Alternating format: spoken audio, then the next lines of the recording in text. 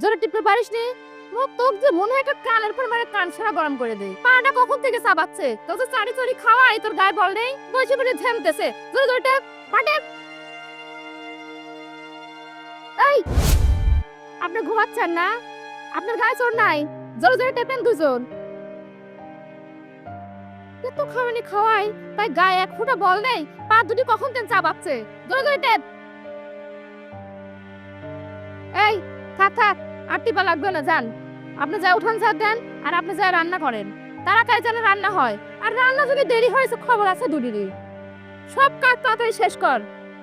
আচ্ছা মা। কাজে খালি ফাঁকি দিয়া। কইছি একটু টেপো, বাপরে বাপ, আস্তে আস্তে করে টেপতেছে।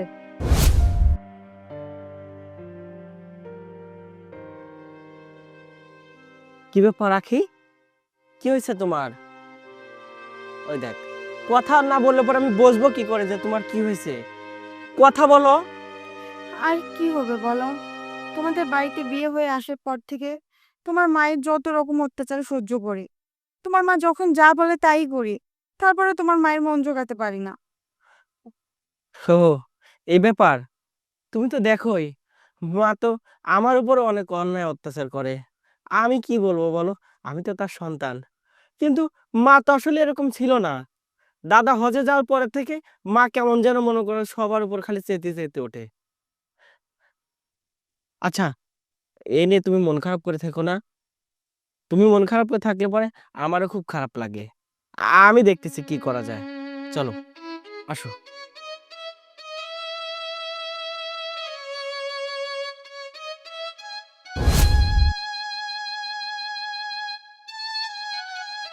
কি ব্যাপার? মন খারাপ করে এখানে দাঁড়ায় আছো? কি হয়েছে? দিন দিন আমার আচরণ এত খারাপ হয়ে যাচ্ছে, বাড়িতে থাকাই মুশকিল হয়ে গেছে। হ্যাঁ, আসলে কিছু বলতেও পারি না তো। দাদা নাকি সব সম্পত্তি, বাড়ি যা কিছু আছে সব আমার নামে দিয়ে গেছে। হজে গেছে, হজের থেকে না আসা পর্যন্ত তো শান্তি পাচ্ছি না যে আসলে দিয়ে গেল কিনা। আমি বলি কি, তুমি এর চেয়ে অন্য কোথাও একটা বাসা ভাড়া নাও না, আমরা এই বাসায় আর থাকি না। আহা, বাসা ভাড়া নেওয়া যায়, নিলে তো নেওয়াই যায়, কিন্তু ছোট ভাই তাসির আছে, ওর কষ্ট হবে না? যাই হোক, মায়ের হোক গায়েল হোক, দুইজন সহ্য করে তো আসো আসো না। আচ্ছা, ঠিক আছে, চিন্তা নাই, ব্যাপারটা দেখতেছি, আসো, চলো।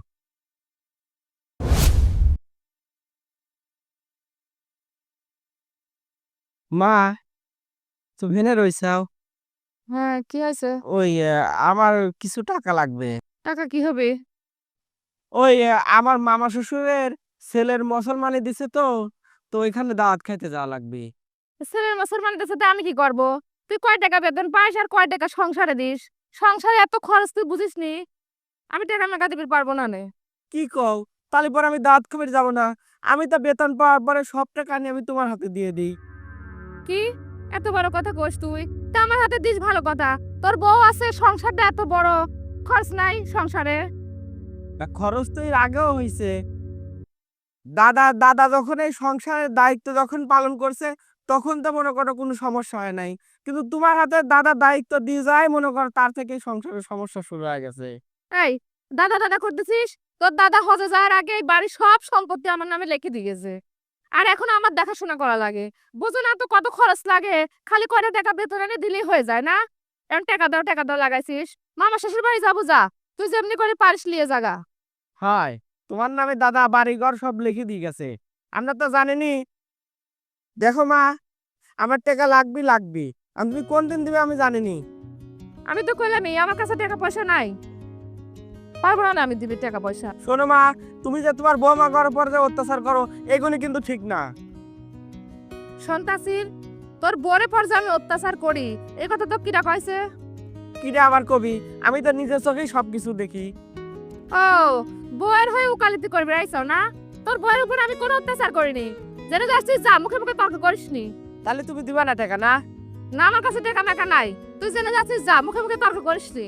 আচ্ছা ঠিক আছে, দাদা হজের দিন আসুক, তারপর আমি দেখবো নে। দাদা হজের দিন আসুক, তারপর আমি দেখবো নে। আমিও দেখবো না, তো দাদা আগে আসুক। বেশি আসপর্দা, মুখে মুখে তর্ক করা। আরে দাঁড়া, আসতে শোনো তো ভাবে। শোনো, আমার আর এই বাড়িতে একদম ভালো লাগতেছে না। আম্মা কি শুরু করেছে কও? সে বিয়ে হয়ে আসার পর থেকে খালি অত্যাচার আর অত্যাচার। এত কাজকর্ম করি, তারপরেও আমার মন পাইনি। এ আর নতুন কিছু না।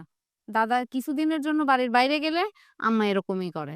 এ আমি বিয়ের পর থেকে এসেই দেখতেছি। আমারও আর সহ্য হচ্ছে না এগুলো। ভাবে, আমি তোমার দেওরে কইছি যে ওর মা যদি ভালো না হয় তাহলে আমি এই বাড়িতে থাকবো না। তুমি একটা কাজ করো, তুমিও বড় ভাই কও। আমি তোর ভাই কইছি, ওই জন্য আমরা দরকার হলে অন্য জায়গায় বাসা ভাড়া নিয়ে চলে যাবে। ভাবি, মেলা সহ্য করেছি, চলো এর প্রতিবাদ করাই লাগবে। প্রয়োজনে আম্মার সাথে ঝগড়া করে বাড়িতে চলে যাব, তাও আমি এ বাড়িতে আর থাকবো না। আচ্ছা, এত মন খারাপ করার কিছু নাই, কিন্তু আম্মা যেরকম মানুষ আমার তো ভয়ই করে। শোনো, এত ভয় করলে হবে না নে। আর চলো বাইর যাই। বাড়িতে কত কত পারবো না জন্য এই বাগানে নিয়ে আইছি, আবার বাড়িতে না দেখলে অশান্তি করবি নি। আসো। ছোট বোমা, এই ছোট বোমা, ছোট বোমা। কি হয়েছে মা, এত সকালে ডাকতে চাও? এই সকাল মানে বেলা বাজে 7টা, এখনো তোমার বউ ঘুমায় আছে।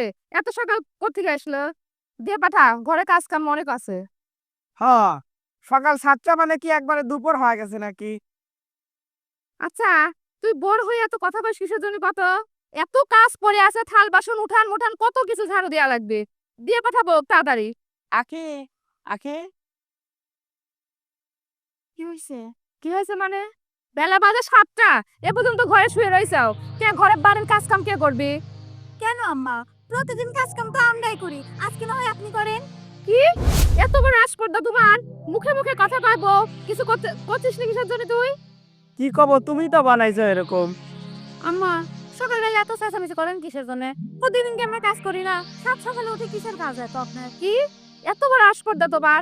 ও, দুজন লাগে যুক্তি করেছাও না যে আজকে শাশুড়ির সাথে মুখে মুখে তর্ক করবো, একটাকও বাইতে রাখবো না, দুজনকে ঘাট ধাক্কা দিয়ে বাড়তেন বাড়ি করে দেবো।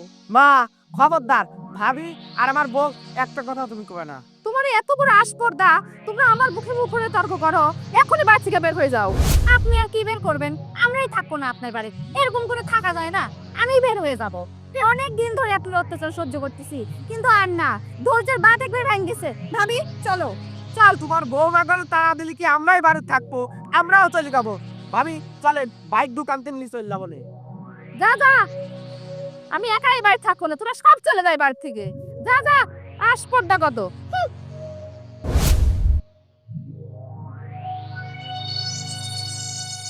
আসসালামু আলাইকুম। ওয়ালাইকুম আসসালাম। আর চলে আসলাম হঠাৎ করে। নাচ বৌরেলে কোনে যাচ্ছ তুমি? বলে যাবো, তোমার এই বাড়ির তিন চলে যাচ্ছি। এই বাড়ির থেকে চলে যাচ্ছে মানে? তুমি বলে এই বাড়ি ঘর দুই সবকিছু বলে তোমার বৌমার নামে বলে লিখে দিছাও। এই জন্য তোমার বৌমা আমার ঘরে বাড়ির তিন তারাই দিছে, এই জন্য চলে যাচ্ছি। এত বড় আসপর্দা বৌমার? এ বৌমা পাইছে নাকি?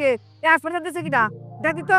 বৌমা, হ দাদা, আপনি হজে যাওয়ার পরেতে আম্মা আমারে দুই জায়গা একদম দেখতে পারে না। আমরা নাই পরের মেয়ে, কিন্তু তার যে আপন দুইটা ছাওয়াল আছে, সে ছাওয়ালেকেও দেখতে পারে না।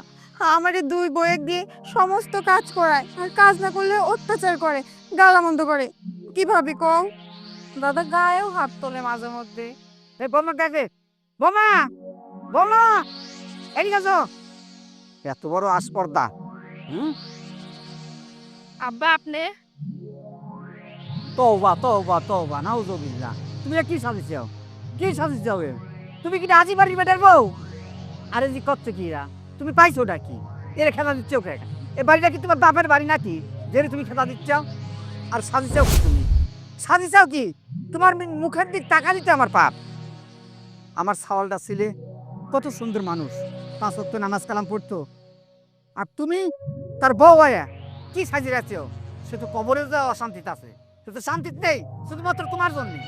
আর তোমার যদি আমার এই বাড়িতে রাখি, আমি মরে যাওয়ার পর তুমি যদি আমার বাইক থাকো, আমরাও জাহান্নামী হয়ে যাবো।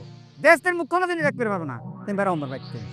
এই মুহূর্তে আমার বাইক থেকে বেরাবি, এক কাপড়ে বাড়ির ভিতরে ঢুকে দেবো না। যাও। গেলে লাঠি দেখছো, এখানে বাইরে কিন্তু একবারে তুলে দূরা করে বেড়া দেবো, জানি দেখো। বেটার বউ মানবো না আমি একটা হাজি মানুষ। হ্যাঁ, দেব পেশাই যে আছে, দেবতা। আমার স্থাপর অস্থাপর যা সম্পত্তি আছে সব আমি আমার নাক বরে নামে লিখে দেবো। তুমি এই বাইতে বেড়াও। বড় তরকারি। আব্বা আমাকে মাফ করে দেন, আমার ভুল হয়ে গেছে আব্বা। কোনো মাফামাফি নাই, তুমি বেড়াও। বাস ইন্দানি কিন্তু বাড়ি ঠ্যাং ভেঙে বেড়াবো। চলো